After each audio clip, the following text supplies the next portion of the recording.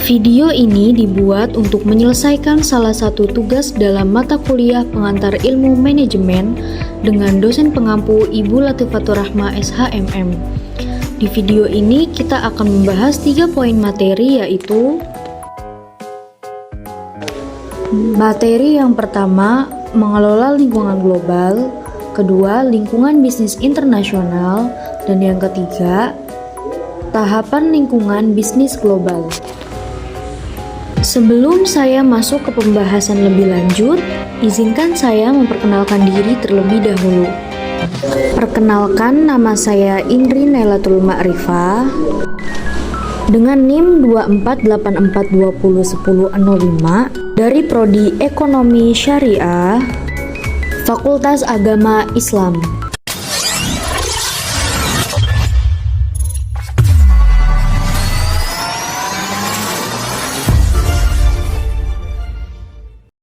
Mengelola lingkungan global dalam pembahasan mata kuliah ini memiliki arti, yaitu untuk mengelola lingkungan bisnis internasional termasuk tahapan, isu-isu, dan faktor-faktor yang mempengaruhinya.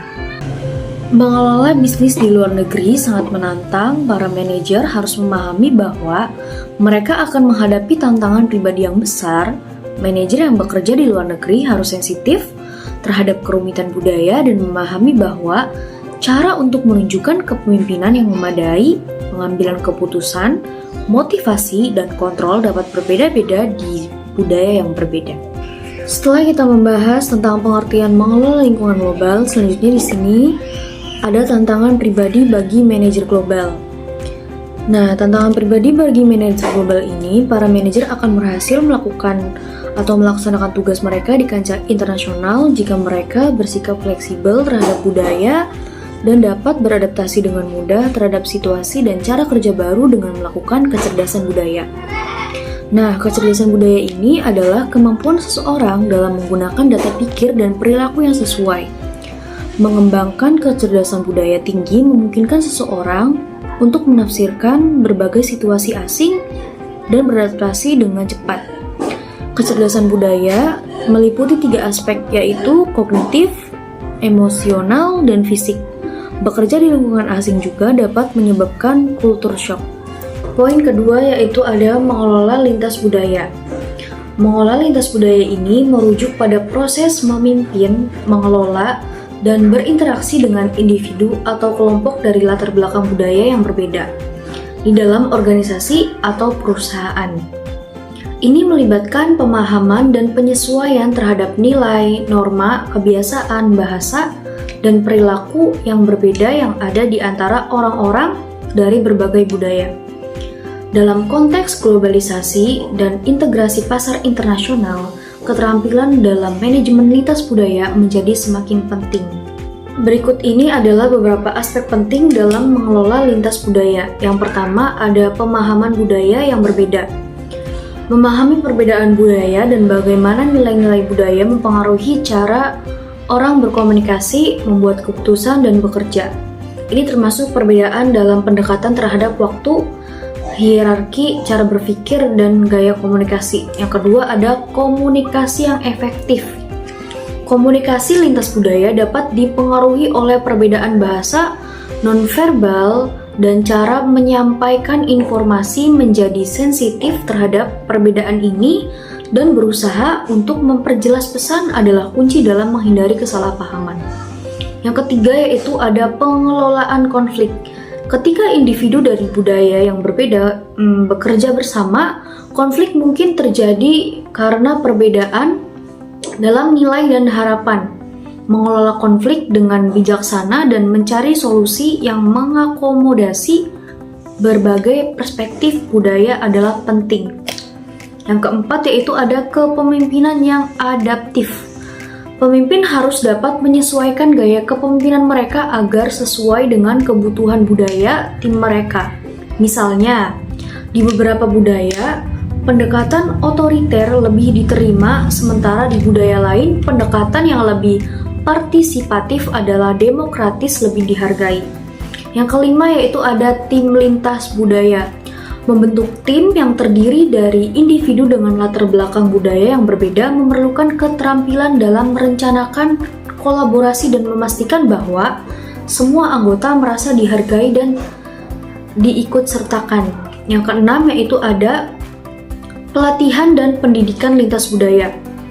Organisasi seringkali menyediakan pelatihan untuk membantu karyawan memahami perbedaan budaya, belajar keterampilan komunikasi dan lintas budaya, dan membangun kesadaran serta keterampilan dalam bekerja dengan orang dari latar belakang yang beragam. Slide selanjutnya kita akan membahas lingkungan bisnis internasional. Lingkungan bisnis internasional ini terdapat beberapa cara bagi organisasi untuk dapat memulai bersaing di kancah internasional. Seperti dimulai pada tahapan ekspor, offshoring atau outsourcing, lisensi, dan investasi langsung. Cara yang pertama itu ada ekspor. Ekspor adalah kegiatan mengirim barang atau jasa dari satu negara ke negara lain untuk dijual atau dipasarkan di luar negeri.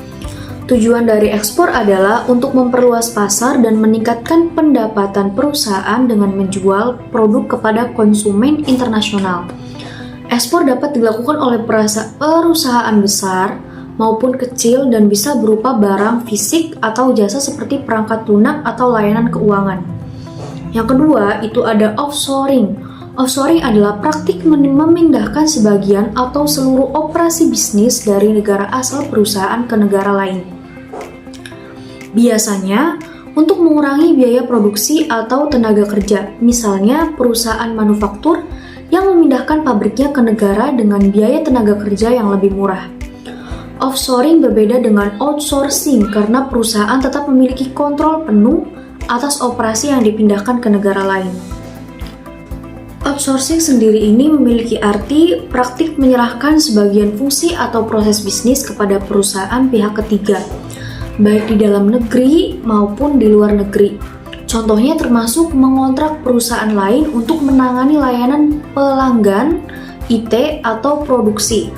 Outsourcing dapat membantu perusahaan fokus pada keahlian inti mereka dan mengurangi biaya operasional, namun mungkin mengurangi kontrol terhadap kualitas atau proses. Cara selanjutnya itu ada lisensi.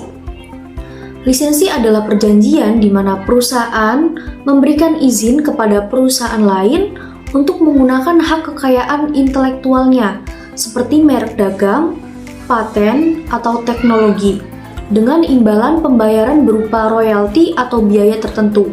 Misalnya, sebuah perusahaan yang memiliki merek terkenal memberikan hak kepada perusahaan asing untuk memproduksi dan menjual produk tersebut di negara mereka. Cara selanjutnya yaitu cara terakhir ada investasi langsung. Investasi langsung ini bentuk investasi di mana perusahaan atau individu dari suatu negara menginvestasikan modalnya secara langsung ke dalam perusahaan atau proyek di negara lain. Investasi ini dapat berupa pembelian saham di perusahaan asing, mendirikan cabang atau perusahaan, atau membangun fasilitas produksi di luar negeri. FDI memberikan kontrol lebih besar atas operasi bisnis di luar negeri dibandingkan dengan ekspor atau lisensi, dan seringkali bertujuan untuk mengakses pasar baru atau sumber daya yang lebih murah. Setiap strategi ini atau setiap cara ini digunakan oleh perusahaan untuk mengembangkan kehadiran mereka di pasar internasional, meningkatkan efisiensi atau mengakses sumber daya yang lebih murah.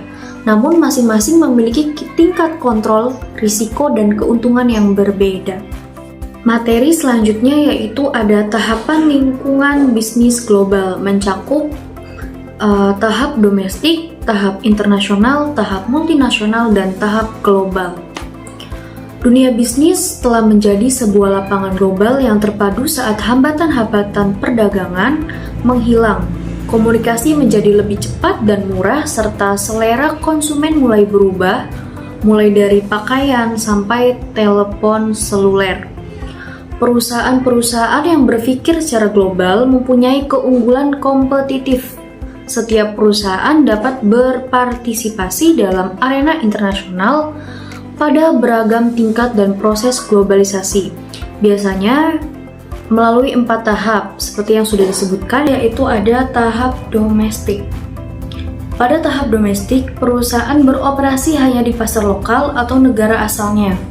Semua aktivitas bisnis termasuk produksi, pemasaran, dan distribusi difokuskan untuk memenuhi kebutuhan pasar domestik. Nah, fokus utama pada pasar dalam negeri dengan sedikit atau tanpa kegiatan ekspor. Semua strategi bisnis dan operasional disesuaikan dengan kondisi pasar domestik. Perusahaan sebelum terlibat secara signifikan dalam kegiatan internasional, pendekatan yang lebih sederhana dan berfokus pada kebutuhan konsumen lokal. Selanjutnya itu ada tahap internasional. Pada tahap internasional, perusahaan mulai memasuki pasar luar negeri, meskipun sebagian besar operasi tetap berada di negara asal. Perusahaan ini mulai mengeksplorasi peluang ekspor untuk memperluas jangkauan pasar. Perusahaan memulai ekspansi ke luar negeri dengan mengekspor produk dan jasa mereka ke pasar internasional.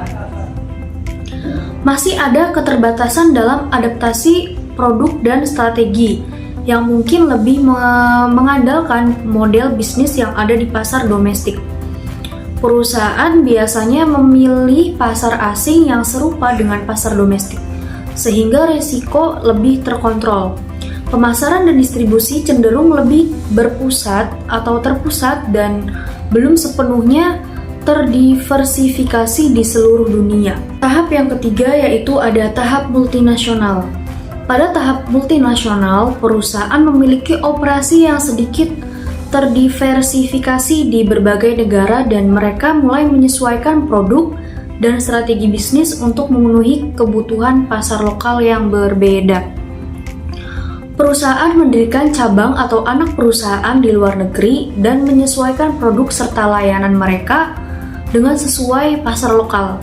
Setiap cabang atau anak perusahaan di negara asing seringkali memiliki ekonomi yang lebih besar untuk merespon kebutuhan pasar lokal.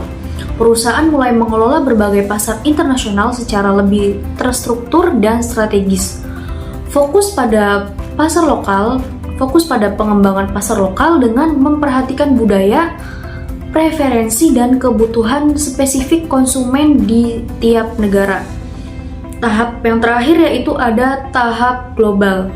Pada tahap global, perusahaan beroperasi dengan strategis bisnis yang berintegrasi di seluruh dunia.